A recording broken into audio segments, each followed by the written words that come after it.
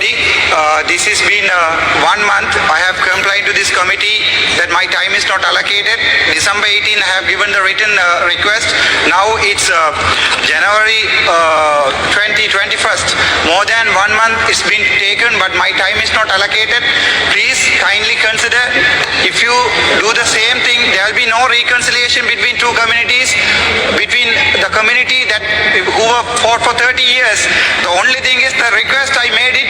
Now there's no committee. Today I went to the parliament committee and saw that there is no committee that has been assigned to talk about this parliament privilege issue.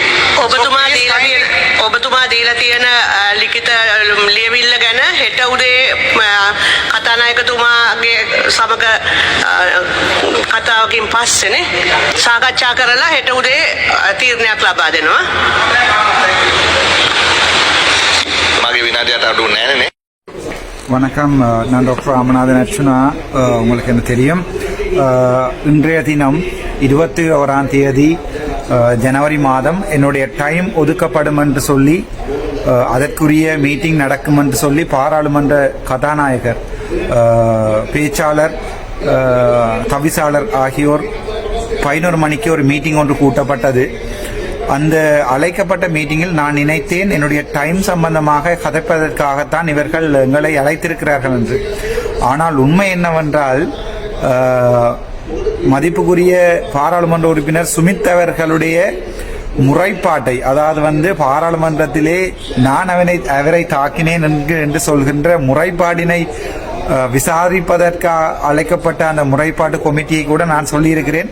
அது தேவையில்லாத ஒன்று. இது குழந்தைகள் சம்பந்தமாக, குழந்தைகள் போன்று நாங்கள் சண்டை பிடிப்பது ஒரு பிரயோஜனமற்றது. நாங்கள் எனக்கு அவர்கள் எந்த கோபம் இல்லை, சமாதானமாக போவோம் என்று. ஆனால் பாராளுமன்றத்திலே நான் அன்று எழும்பி கதைக்கும் போது அவர்கள் சொன்னார்கள், இன்றைய தினம் கதைக்கும் நேரம் ஒதுக்குவதாக. அதன் பின்பு நான் பாராளுமன்ற செயலாளர் நாயகம் அவர்களுடன் சென்று கதைத்த போது அவர் அங்கிருந்த பிரதி செயலாளர் நாயகம் அவர்கள் சொன்னார், அது உங்களுடைய கடிதத்தை இப்போது, அதாவது டிசம்பர் 18ஆம் தேதி கொடுக்கப்பட்ட கடிதம், இன்றைக்கு ஜனவரி 21ஆம் தேதி, கிட்டத்தட்ட 1 மாதத்துக்கு மேலதிகமாக பாராளுமன்றம் கூடி 2 மாதமாக அவர்கள் அந்த கடிதத்தை அங்கும் இங்கும் கொண்டு திரிகிறார்கள். ஏன் டைம் ஒதுக்கப்படவில்லை என்று நான் கேட்ட கடிதத்தை, அது இன்றைய தினம் நான் ஆங்கிலத்திலே கேள்வி கேட்டிருக்கிறேன். அந்த வீடியோவை நீங்கள் தொடர்ந்து பார்க்கலாம்.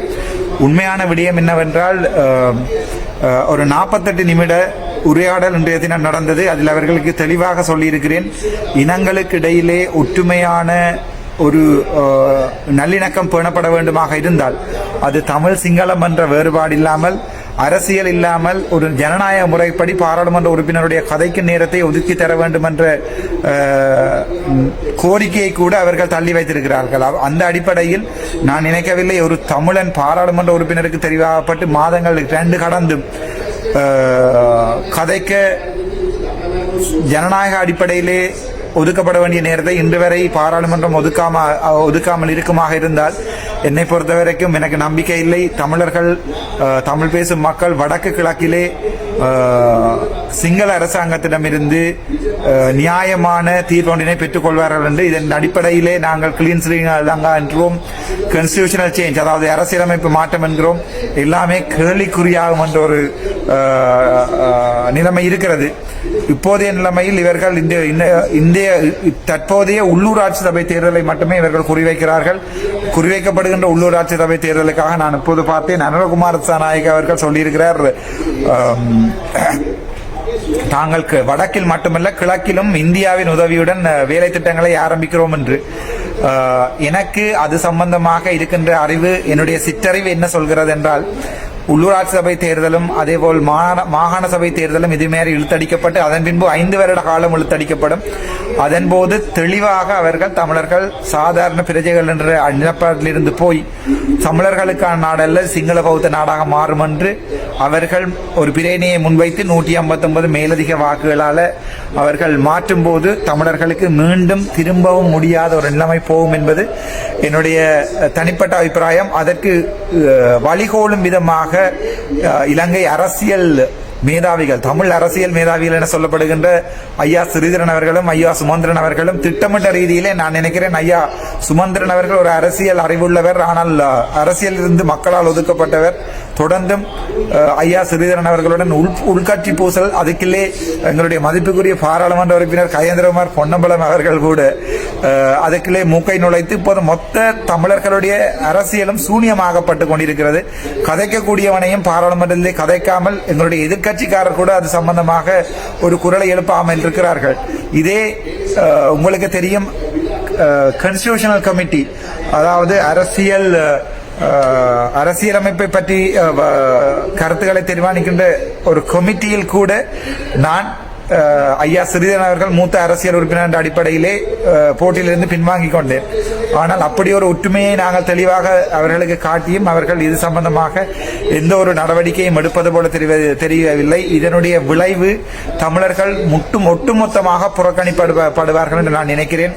நான் இன்று எழும்பி சொல்லியது என்ற விரிவாக்கம், வணக்கம், நான் டாக்டர் ராமநாதன். எங்களுடைய பாராளுமன்ற தமிழாக்கம் எப்படி தமிழ் மக்களுக்கு போகிறதோ தெரியாது. ஆகவே என்னுடைய ஸ்பீச் முடிய ஒவ்வொரு 10 நிமிடங்களுக்கு அப்பால் நான் அதனுடைய விளக்கத்தையும், ஆங்கிலத்தில் காய்த்திருப்பதால் அதனுடைய விளக்கத்தையும் அதற்குரிய கருப்பொருட்களையும் சொல்லுகிறேன். என்னுடைய ஸ்பீச் என்ன சொல்லுங்கள், வணக்கம், நான் டாக்டர் ராமநாதன் அர்ச்சுனா, பாராளுமன்ற உறுப்பினர், யாழ்ப்பாணம். உங்களுக்கு தெரியும், டிசம்பர் 18ஆம் தேதி என்னுடைய பாராளுமன்ற சிறப்புரிமை மீறுகிறது என்பது சம்பந்தமான முறைப்பாட்டினை உங்களுக்கு கையெழுத்திருந்தேன். ஆனால் இன்று காலை 21ஆம் தேதி 11 மணிக்கு கூட்டப்பட்ட கூட்டத்திலே என்னுடைய முறைப்பாடு சம்பந்தமாக எதுவுமே கதைக்கப்படவில்லை. அங்கே எதிர்க்கட்சி உறுப்பினர் ஒருவர் செய்திருந்த முறைப்பாட்டுக்கான விசாரணைகளை மட்டுமே செய்து அந்த நிமிடத்திலே அவை இல்லாமல் பண்ணப்பட்டு விட்டது. என்னால் உண்மை என்னென்றால், உங்களுக்கு பாராளுமன்ற கான்சர்ட்டையோ வீடியோவை எடுத்து பார்த்தால் தெரியும், சுஜித் அவர்கள், பாராளுமன்ற உறுப்பினர் அவர்கள், நான் அடித்ததாகத்தான் அங்கே பாராளுமன்றத்தில் கழித்திருந்தார். ஆனால் நான் தான் சொல்லியிருந்தேன் அடித்ததாக. ஆனால் இன்றைய தினம் அவர் பாராளுமன்றத்தில் அந்த இன்கொயரியின் போது சொல்லியிருந்தார், நான் அடிக்கவில்லையாக, தானும் அடிக்கவில்லைன்னு சொல்லியிருந்தார். அப்போது நான் சொல்லியிருந்தேன், குழந்தை பிள்ளைகள் போல அடிக்காததுக்கு ஒரு பாராளுமன்ற கூட்டங்களை கூட்டி அது சம்பந்தமாக வாதிடுவது முட்டாள்தனம். என்னை பொறுத்த வரைக்கும் நான் நினைக்கிறேன், இப்படி ஒரு சில்லறைத்தனமான இன்கொயரிஸை மேற்கொள்ளாமல் விடுத்து நாங்கள் ஒரு மச்சுவர்டான படித்த பண்பான பாராளுமன்ற உறுப்பினர்களாக இருப்பதற்காக நான் தயாராக இருக்கிறேன் என்று சொல்லி அந்த பிரச்சனையை முடித்து வைத்திருக்கிறேன். ஆனால் நேரம் ஒதுக்கப்படும் தெரியாது. தமிழனின் நிலைமை இதுதான். இதை புரிந்து கொள்ளாத ஒவ்வொரு தமிழ் மக்களும் வேலையேற்ற பட்டதாரிகளில் இருந்து இப்போது பார்த்தேன், போக்குவரத்து சபை ஆளுநருக்கு எதிராகவும் அது தவிர அமைச்சர் சந்திரசேகரம் அவர்களுக்கு எதிராகவும் போர்க்கொடி தூக்கி இருக்கிறது. காலம் போக போக சிங்களவர்களுடைய அரசாங்கம் தமிழர்களுக்கு 1948ஆம் ஆண்டிலிருந்து என்னத்தை செய்ததோ அதைத்தான் செய்ய போகின்றது. நாங்களும் அந்த விலைக்கில் விழாமல் இருப்பதற்கு சுயமாக இருப்போம். நாங்கள் எங்களுடைய கேட்டுப்படுவதற்கு சுயமாக இருப்போம். உங்களுக்கு விரும்பினால், பொதுமக்களால் நான் நேசிக்கப்பட்டால், இந்த முறை உள்ளூராட்சி சபை தேர்தலில் அந்த விடிவுகள் தெரியும். ஒரு சாதாரண வைத்தியராக இருந்து பாராளுமன்றம் சென்று மக்களுக்காக எத்தனையோ கடிதங்கள் இருக்கிறது. வடிவாக சொல்லியிருந்தால் வேலையேற்ற பட்டதாரிகள் சம்பந்தமாக கதைக்க வேண்டியிருக்கிறது. அது தவிர நான் நினைக்கிறேன்